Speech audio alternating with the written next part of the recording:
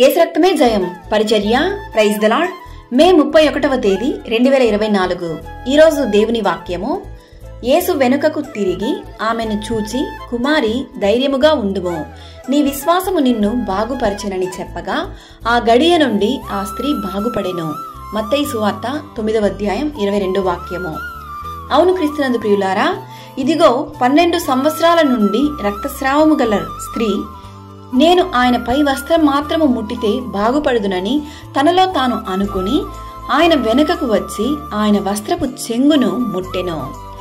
యేసు వెనుకకు తిరిగి ఆమెను చూచి, కుమారి ధైర్యముగా ఉండుము, నీ విశ్వాసము నిన్ను బాగుపరచునని చెప్పగా ఆ గడియ నుండి ఆ స్త్రీ బాగుపడెను అని దేవుని వాక్యం సెలవిస్తుంది.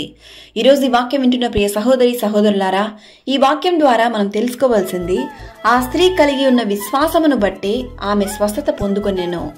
ఎంతో వేదనతో 12 సంవత్సరాలుగా దుఃఖంతో కన్నీరు విడుస్తూ బాధపడుతూ ఉండొచ్చు.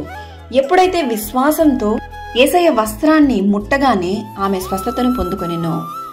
ఎన్నో సంవత్సరాలుగా మీ కుటుంబంలో రక్షణ లేక, మీ భర్త లేక భార్య మారుమనసు కొరకు, ఆర్థిక ఇబ్బందులతో, అనారోగ్య సమస్యలతో, వివాహం గర్భఫలం కొరకు, కుటుంబంలో సమాధానం కొరకు దేవుని సన్నిధిలో ప్రార్థించి అనేక సంవత్సరాలుగా సోలిపోయున్న నీతోనే దేవుడు ఈరోజు ఈ వాక్యం ద్వారా మాట్లాడుతున్నాడు.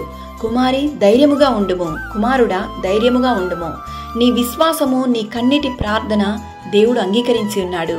త్వరలోనే దేవుడు నిన్ను ఆశీర్వదించి దీవించును. దేవుడు మీ హృదయ వాంఛలన్నింటినీ తీర్చును. ప్రభు అయిన యేసుక్రీస్తు కృప మనందరికీ తోడయుండును గాక. ఆమేన్. God bless you.